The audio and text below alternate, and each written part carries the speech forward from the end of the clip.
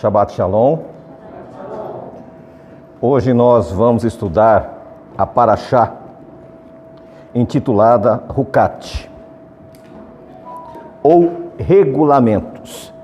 Ela está a partir de Números, capítulo 19, versículo 1, a Números, capítulo 22, versículo 1. Ela inicia esta Parashá com um grande mistério. Por que esse mistério? Porque muitos rabinos, durante todos esses 3.500 anos da história do povo de Israel, eles não conseguiram interpretar o mistério da vaca vermelha.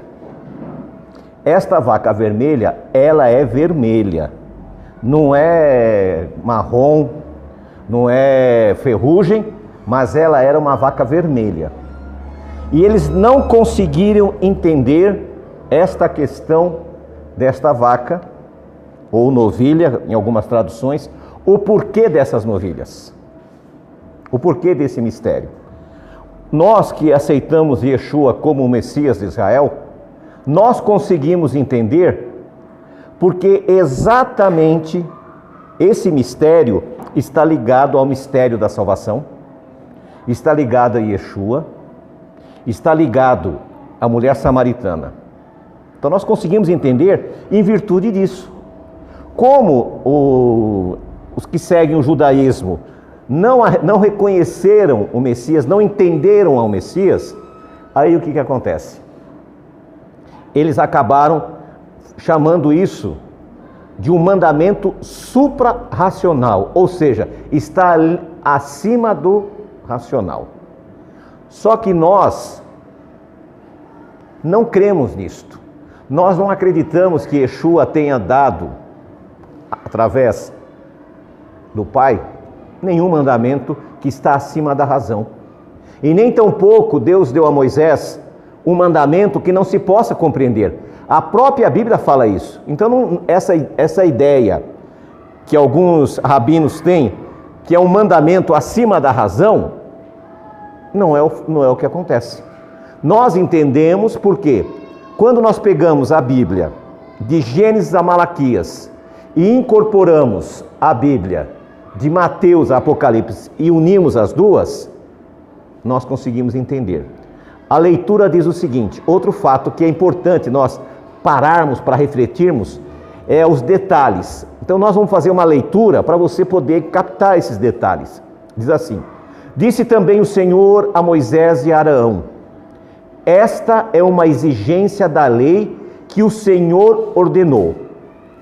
Então o que ele disse?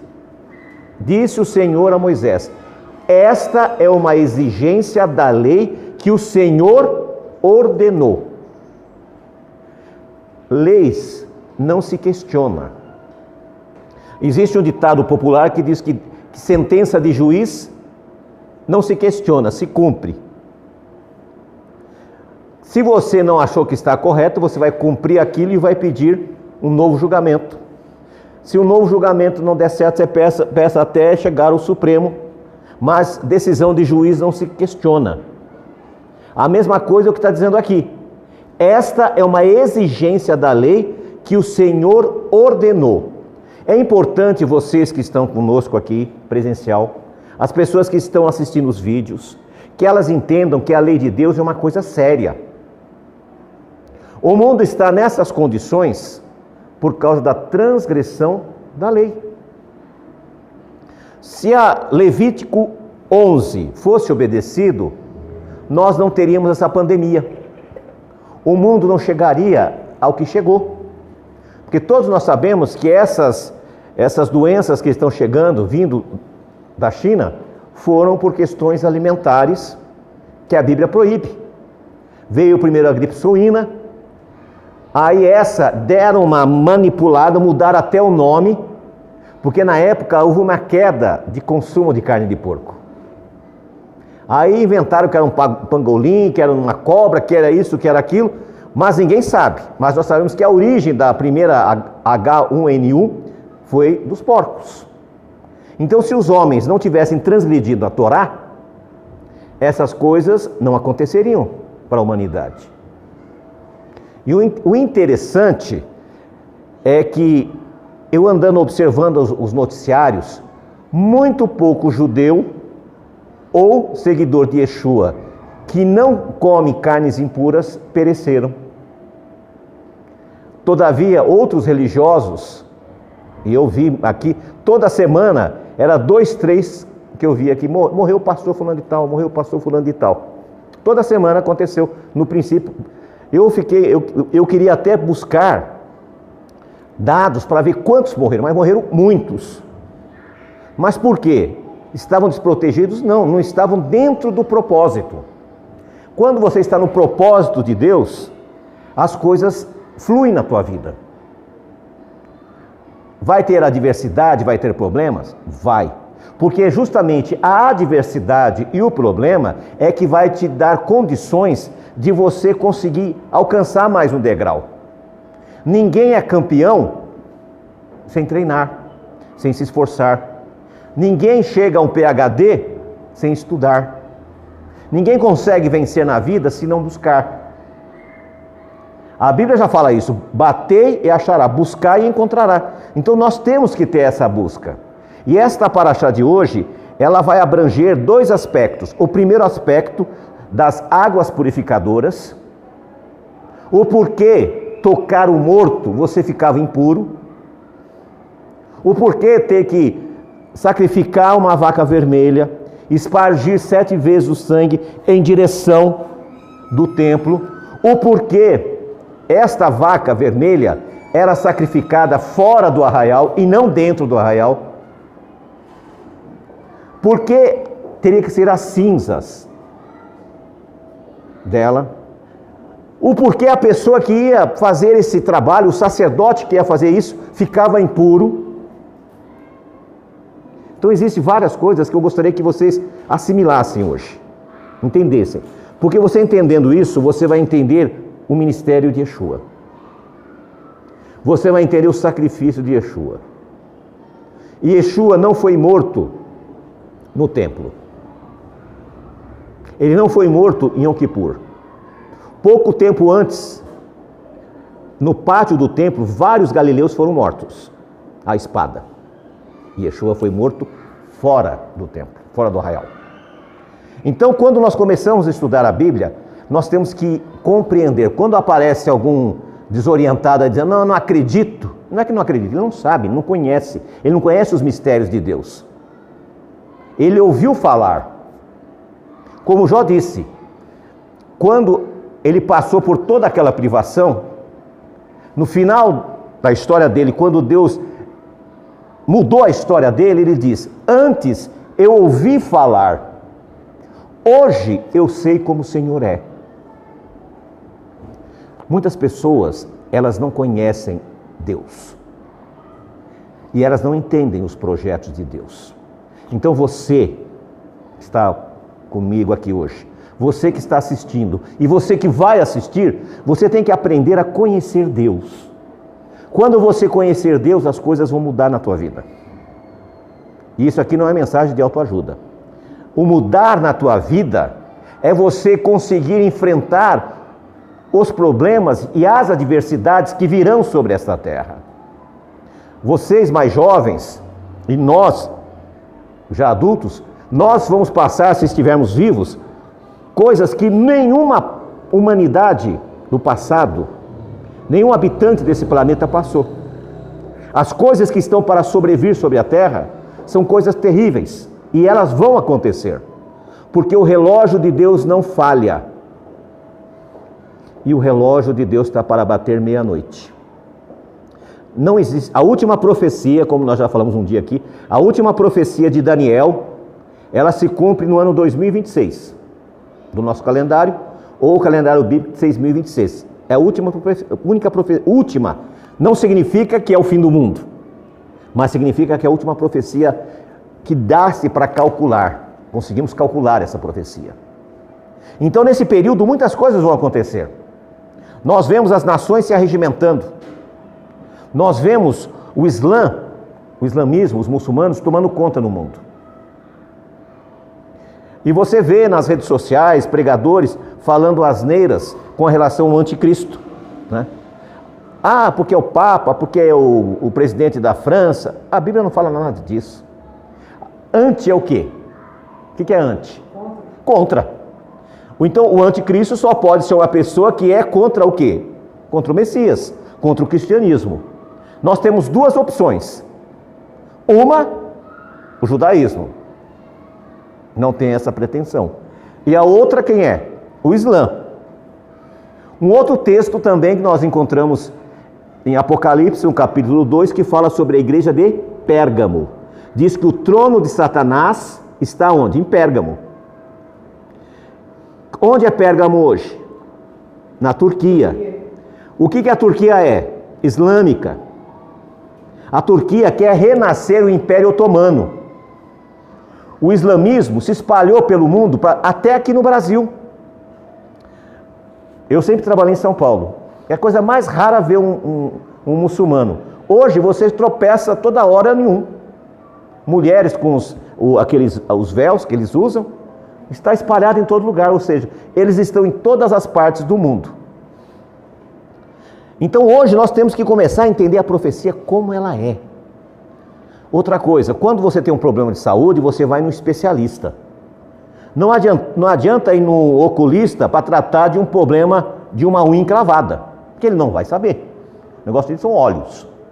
A mesma coisa, quando você quer entender profecia, você tem que buscar alguém que conhece a palavra. E para entender as profecias, eu não posso pegar a Bíblia e dizer, é o Velho Testamento. Foi abolido, porque aí eu matei a compreensão da profecia. E nós vemos aqui no decorrer da história, que o sacerdote deveria pegar uma novilha vermelha, ela não poderia ter manchas, ela não poderia ter defeitos e nunca poderia ter carregado jugo sobre as costas. Ele levaria fora do arraial, iria sacrificar ela, pegar o sangue com o dedo, espargir 7 vezes na direção da tenda do Miscã. Só que tem um detalhe, pegaria esta novilha, iria queimá-la com tudo, com o couro, com a carne, com o estrume que tivesse dentro dela, iria queimar, iria pegar um pedaço de madeira de cedro, iria jogar lá, existe um segredo nessa madeira de cedro, iria jogar lá, junto com a vaca, com a novilha, ia pegar o fogo, ia virar cinza, ia pegar aquela cinza, iria colocar numa vasilha com água pura, iria pegar isopo, é uma plantinha que tem lá em Israel, e você pega aquilo lá e ia fazer isso, ia pegar e ia espargir, para purificar a pessoa que estivesse impura. E o que fazia uma pessoa ficar impura? Vocês sabem? A Bíblia cita aqui que era tocar nos mortos. Se você tocasse no morto, você ficava impuro. Impuro não é imundo. São coisas diferentes. Quando você estava impuro, você não podia adentrar na presença de Deus. Não podia ir ao templo. Como a mulher quando estava em Nidá, você sabe o que é Nidá, né? Nidá é os dias que a mulher tem os seus dias no mês. Quando ela estava em Nidá, ela não poderia ir ao templo, porque ela estava impura. E quando ela passasse do seu período, ela tinha que se banhar no mikve para se purificar, para estar na presença de Deus. Porque ela tinha um fluxo de sangue. Então, tudo isso era um simbolismo para mostrar o porquê a pessoa se tornava impura. Aqui nós estamos falando de duas situações. Se você tocar no morto, você está impuro. E aí uma pessoa viva iria sacrificar uma novilha, pegar essa novilha, as suas cinzas, misturar com cedro e espargir, e aí você estava purificado. Mas o sacerdote que fazia isso tornava-se impuro. Não é uma coisa complicada? Vamos fazer o Breno está impuro, tocou no morto. Aí eu, como sacerdote, vou lá e vou espargir sobre ele a água com a cinza da novilha, ele vai ficar puro e eu fico impuro. Aí eu teria que ficar fora do arraial até o final do dia para poder retornar. Por quê? A explicação é óbvia. Nós estamos falando de vida e morte. Quando nós nos afastamos de Deus, nós estamos o quê? Mortos. Então nós precisamos nos purificar para retornar na presença de Deus. Porque no mikve tem que ter alguém para ministrar? Porque você está impuro. Então você passa pelas águas e você se purifica. E quem está oficializando torna-se impuro. Ele só vai tornar-se o dia, porque você está saindo da vida, você está saindo da morte para a vida. Quando você saía do arraial, da presença de Deus, o templo não estava a Arca da Aliança, ali não era a presença de Deus, a Shekinah. Quando você saía da presença de Deus, você era considerado o quê? Morto. Por isso que era um cadáver. Quem tocasse em você estava morto também. Por quê? Quando você vem à congregação, você recebe uma palavra de conforto, você recebe uma palavra de edificação. Aí você vai conversar com uma pessoa que está distante de Deus. Ela vai, isso é besteira, esse negócio de religião, isso é bobagem. Você acaba morrendo junto com a pessoa, porque você se afasta de Deus. Por isso que é importante, por isso que a Bíblia diz, e será de uma lua nova a outra, e de um sábado a outro, e virá toda a carne me adorar perante o Senhor. Ele não diz, você fica na tua casa e me adore lá. Esse ato de você vir à igreja, a congregação, a sinagoga, que é a mesma coisa, a Beit, a Carral, o pessoal arruma tanto nome, é tudo uma coisa só. É onde as pessoas se reúnem para louvar a Deus. Só de você vir aqui, você já está se purificando, porque você está indo na presença de Deus. E Yeshua disse, aonde tiver 2 ou 3, ali eu estarei.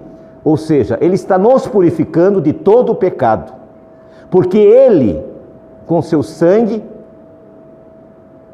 puro, nos purificou de toda transgressão. Outra coisa, Yeshua foi morto aonde?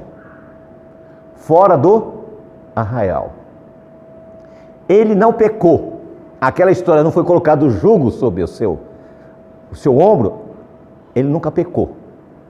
Morreu fora do arraial. Morreu numa estaca de cedro. Deram a ele vinagre com esopo. Você viu a ligação? Então essa vaca, essa novilha vermelha, ela assinalava para o sacrifício de Yeshua, que através do seu sacrifício iria purificar o seu povo. E todos aqueles que se achegam a ele são purificados. Por isso que essa importância de nós nos reunirmos através da oração, através da palavra, através da comunhão, nós nos purificamos diante do Senhor. Porque Ele está entre nós. Quando nós iniciamos o nosso serviço religioso hoje, o que Ele disse?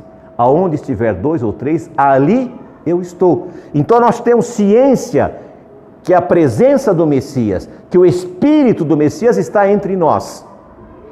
E é através desta experiência que nós vemos a questão da mulher samaritana.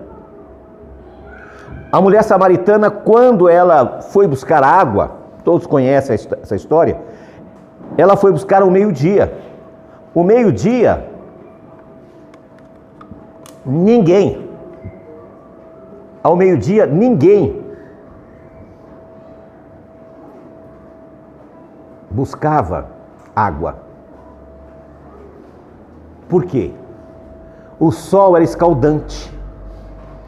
Andava com aqueles jarros de barro, aquilo pesa muito. Agora imagina você com um jarro de barro pesado ao meio-dia indo buscar água. Ninguém faz isso. Mas por que ela fazia isso? Porque ela era uma mulher marcada, uma mulher que tinha problemas. As outras mulheres da cidade não queriam ter contato com ela. As mulheres iam de manhã e ao final do dia. E ela foi ao meio-dia. E ali ela teve um encontro com Jesus. E Jesus faz uma coisa que era inconcebível. Mulher, me dê água. Ele quebrou dois princípios, não da Bíblia, mas 2 princípios que os homens instituíram. Primeiro, um homem falar com uma mulher. Era inconcebível naquela época. Segundo, um judeu falar com um samaritano. Era outra coisa inconcebível. E ela se espanta. E ele diz: você vai pegar essa água. A água que eu tenho, você nunca mais, que eu vou te dar, nunca mais você terá sede. Essa água eu quero. Mas por que ela queria essa água? Ela já imaginou: todo dia eu venho pegar água. Acabou o meu problema. Ele resolveu o meu problema. Mas não era isso que ele queria dizer. E aí ele vai dizer a ela: você teve quantos maridos? Você teve 5 maridos. E esse que você está agora não é seu. Não é que ela teve 6 maridos. Ela teve 5 maridos, foi casada 5 vezes, e agora ela era o quê? Amante do 6º. Quando ela viu aquilo, ela falou: o senhor só pode ser um profeta. E ele então vai discorrer o assunto com ela, falando da água viva. Esta água viva que ele está falando aconteceu também nos dias de Moisés. Na continuidade da Paraxá, no capítulo 20, diz assim: no primeiro mês, toda a comunidade de Israel chegou ao deserto de Zim e ficou em Cádiz. Ali Miriam morreu e foi sepultada. Então, Miriam, que era a irmã mais velha de Moisés, ela morreu no primeiro mês, né, que hoje chamamos de Abib, que é entre março e abril, quando ela chegou nessa cidade de Zim, lá no deserto de Zim, perto de Cádiz. Não havia água para a comunidade, e o povo se juntou contra Moisés e contra Arão. Discutiram com Moisés e disseram: quem dera tivéssemos morrido quando os nossos irmãos caíram mortos perante o Senhor. O que aconteceu na semana passada? Morreu. Quem morreu na semana passada, vocês lembram? Cora, Datã, Abirão, 250 pessoas. E no dia seguinte, mais 14 mil. Olha o que eles pedem. Cuidado que você pede para Deus que pode receber, viu? Presta atenção. Quem dera tivéssemos morrido quando os nossos irmãos caíram mortos perante o Senhor. Em nenhum momento eles reconheceram que foi justiça. Você vê como o homem é difícil de lidar. Eles sabiam, ficaram desesperados, quando a terra se abriu, Cora, Datã e Abirão e as suas famílias foram engolidas pela terra vivos, a terra se fechou. Eles viram, quem dera tivesse morrido, por quê? Sentiram sede. Porque vocês trouxeram a Assembleia do Senhor a esse deserto, para que nós e os nossos rebanhos morrêssemos aqui. Porque aí primeiro se lembraram da morte dos seus irmãos. Agora se lembraram do Egito. Por que vocês nos tiraram do Egito e nos trouxeram para esse lugar terrível? Aqui não há cereal, nem figos, nem uvas, nem romãs, nem água para beber. Presta bem atenção. Vocês são corresponsáveis também com isto. Eu vou falar agora. Moisés já estava por aqui com aquele povo. Nada satisfazia aquele povo. E hoje não é diferente. As pessoas são insatisfeitas. Qualquer coisinha as pessoas criticam, ignoram, não auxiliam, reclamam. Deus tem dado a vocês o alimento diário. Deus tem dado a vocês a água, a saúde, a vida. Milhares de pessoas morreram esse ano. Milhares perderam o emprego. Milhares estão sem esperança. Todavia Deus tem preservado vocês. Então vocês não podem, em hipótese alguma, reclamar de Deus. Porque se você reclamar de Deus, você vai cair na mesma situação deles.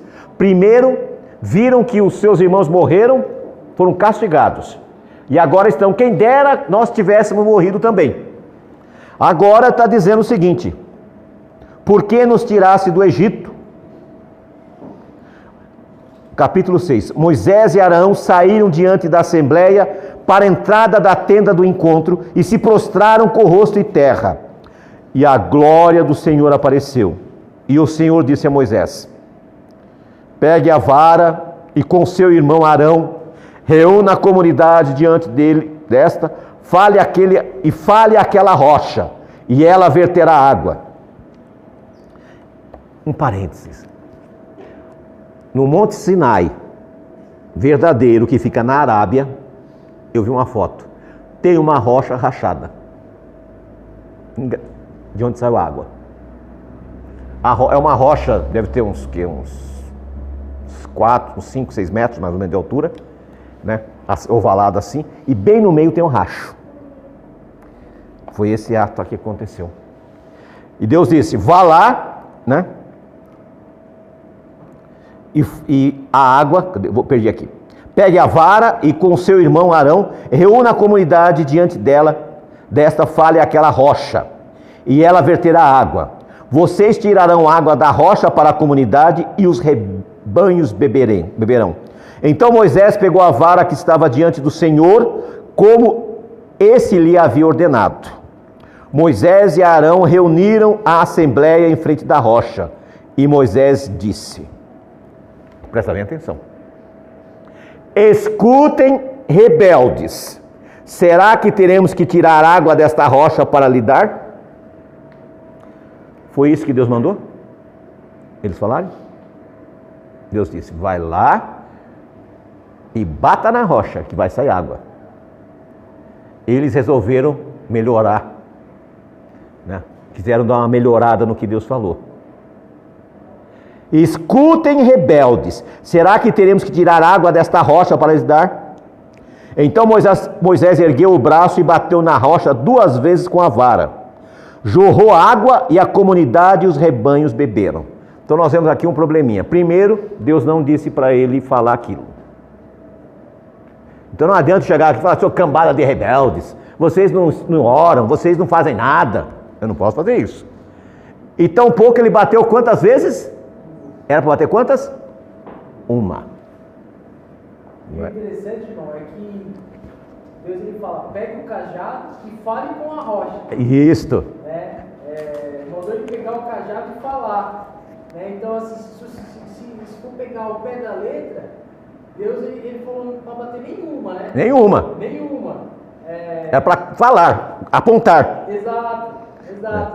E glorificar a Deus. Exatamente. Que era um ato de glorificação. Mas você vê que nesse momento o homem ele era manso, mas ele já estava esgotado. Mesmo assim Deus não tolera.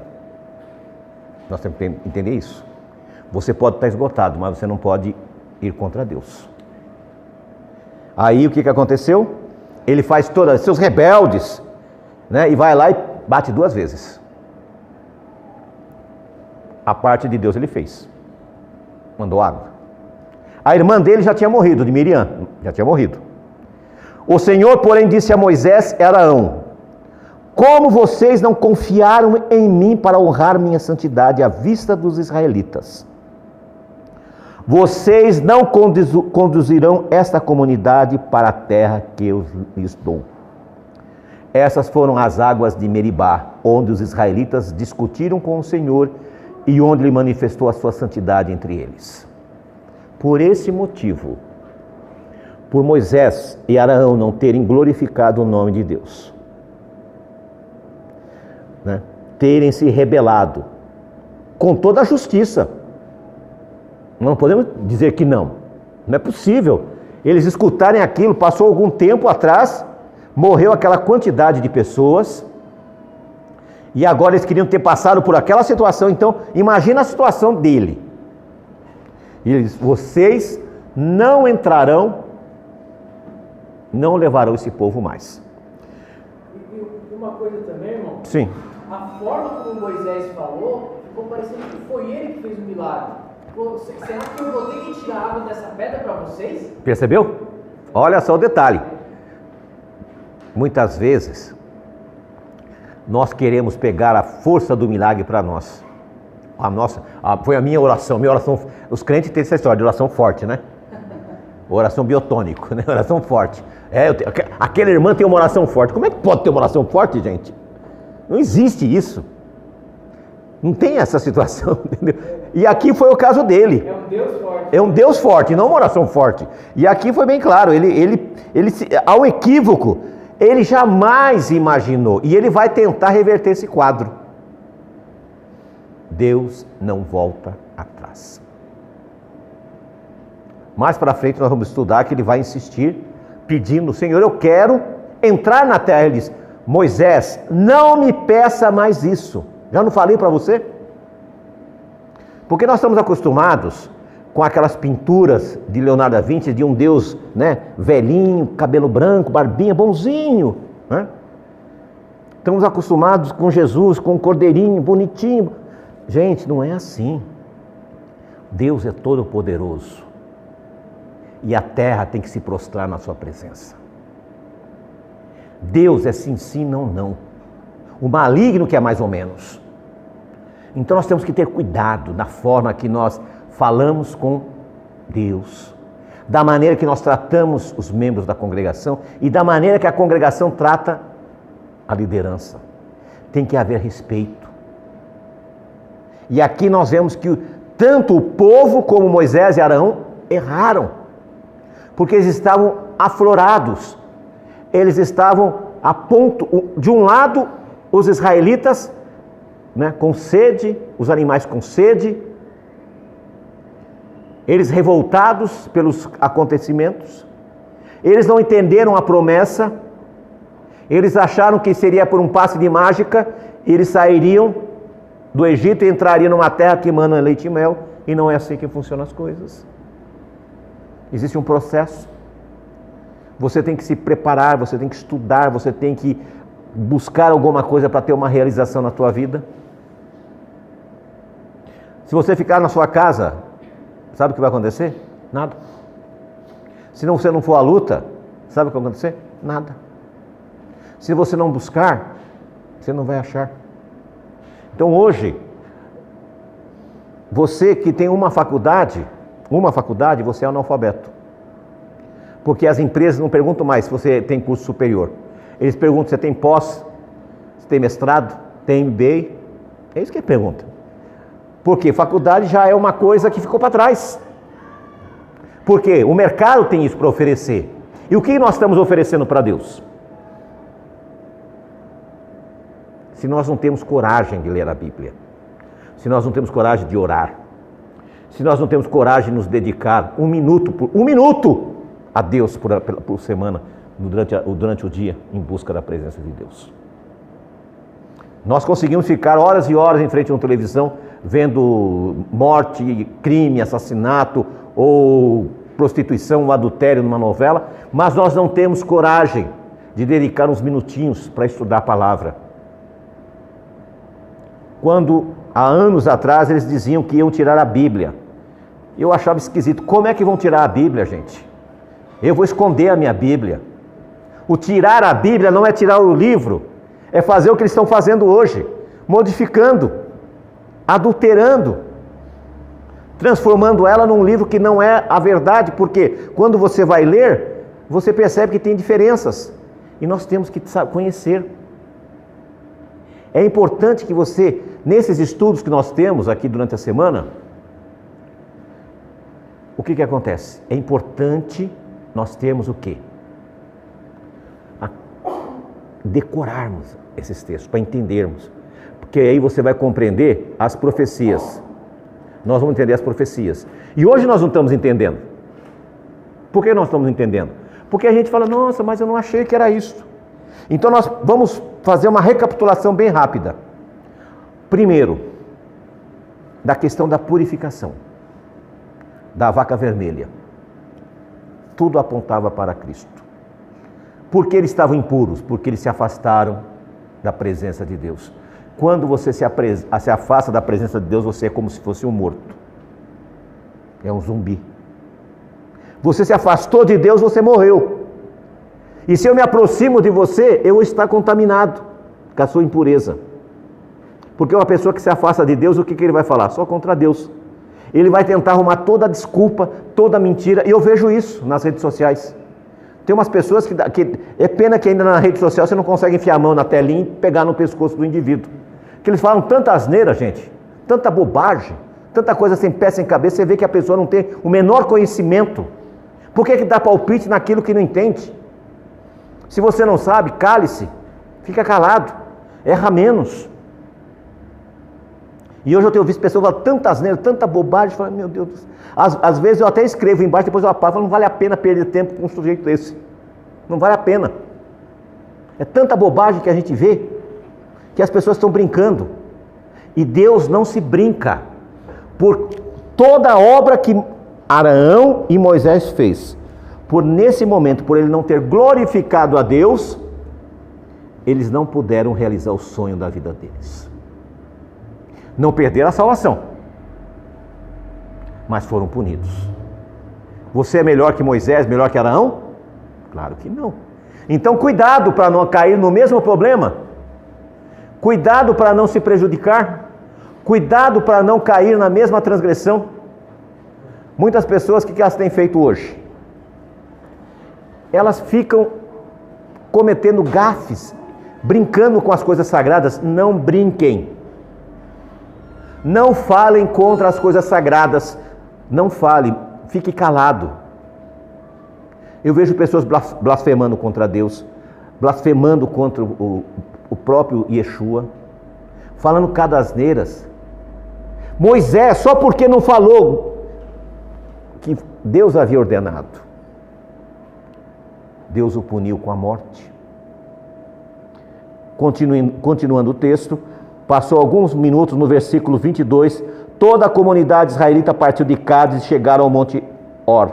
Naquele monte, perto da fronteira de Edom, o Senhor disse a Moisés e Arão: Arão será reunido aos seus antepassados, ou seja, você vai morrer. Aqui Deus foi mais gentil. Não falou para ele, meu amigo, sobe na escada, porque você vai... Não, você vai se reunir com seus antepassados, você vai morrer. Não entrará na terra que dou aos israelitas, porque vocês dois se rebelaram contra a minha ordem junto às águas de Meribá. E agora Eleazar leva Arão até o monte e ali ele morre. Irmãos, a coisa é muito séria. Nós não podemos brincar por coisas poucas, porque tem um preço. E eu tenho um detalhezinho para vocês. A quem mais é dado, mais é cobrado. A conta de vocês é mais alta, sabia?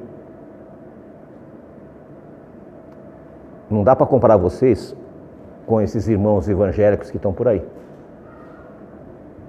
Por quê? Porque vocês tiveram o prazer, o privilégio de Deus entrar na tua vida e abrir os teus olhos. E vocês entenderem o plano da salvação. Essas pessoas, a Bíblia diz, são como mulas, né? Não sabe distinguir a mão direita da mão esquerda, como os ninivitas. Quando Jonas não queria pregar, ele diz, meu amigo, eles não sabem distinguir uma mão da outra. E você sabe. Hoje você sabe que você tem que guardar os mandamentos de Deus. Você sabe que você tem um compromisso com Deus.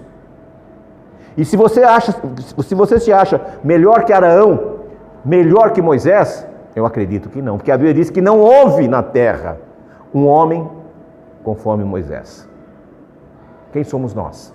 Então nós temos que começar a rever os nossos conceitos com relação a Deus. Bom, pois não. Uma coisa também que eu começo a pensar, me dá até nó na garganta do Levício. Você imagina só, Arão ouvir de Deus que ele vai morrer daqui a pouco. E quando ele chega lá em cima, ele tem que tirar toda a roupa de sacerdote dele e passar para o filho dele. Então, ele morreu ali em vergonha, né? E da mesma forma, se a gente se afasta de Deus, ficamos nus. ficamos nus. É o que aconteceu com Adão e Eva. Por que vocês fugiram? Porque estamos nus. E agora Arão tem que tirar suas roupas sacerdotais, passar para o seu filho. O significado do nome do filho dele era: Jeová vai ajudar. Porque por filho também foi difícil. Por que eu digo isso? Nós não gostamos de mudanças. Nós não gostamos de modificações. Quando a gente muda de casa, até se adaptar na nova casa, mesmo que a casa que a gente está agora é melhor do que a outra, parece que não é a mesma coisa. Onde meus pais estão há mais de 50 anos lá. E agora estão fazendo umas modificações e uma construtora comprou um terreno do lado e quer comprar as casas deles para fazer um estacionamento. E eu vou dizer uma coisa, eu fiquei triste. Porque minha infância foi ali, eu tenho uma ligação com aquilo. E eu sei que daqui a um tempo vai ser destruído. Então, coisas materiais, né? Agora imagine uma situação como essa, ele ter que tirar a roupa sacerdotal dele, dar para o filho, né? Tirar a estola, dar para o filho. E saber que dali a alguns minutos ele vai descer à sepultura. Percebam a complexidade do que é isto. Hoje nós não vamos falar sobre a segunda parte, que é sobre a serpente de bronze. Nós vamos deixar para a semana que vem, porque também é muito importante, para a gente não perder, porque nós temos que entender sobre a novilha vermelha e sobre a serpente de bronze. A serpente de bronze, de tanto eles falarem asneiras, de tanto eles se rebelarem com Deus, Deus mandou serpentes para matá-los. Quem já assistiu o Discovery ou History, vai ver que lá no deserto tem uma serpente, não é muito grande não, ela é mais ou menos desse tamanho, ela tem uns 2 chifrinhos, é picar e morrer, é instantâneo. E a semana que vem então nós vamos entrar nesta paraxá e junto com a outra, que é a serpente de bronze, nós vamos entender. O povo entrou em desespero, Moisés entra em desespero, aí o Senhor diz: coloque uma haste e uma serpente sobre ela. Aí a semana que vem vocês vão saber o que vai acontecer. Amém?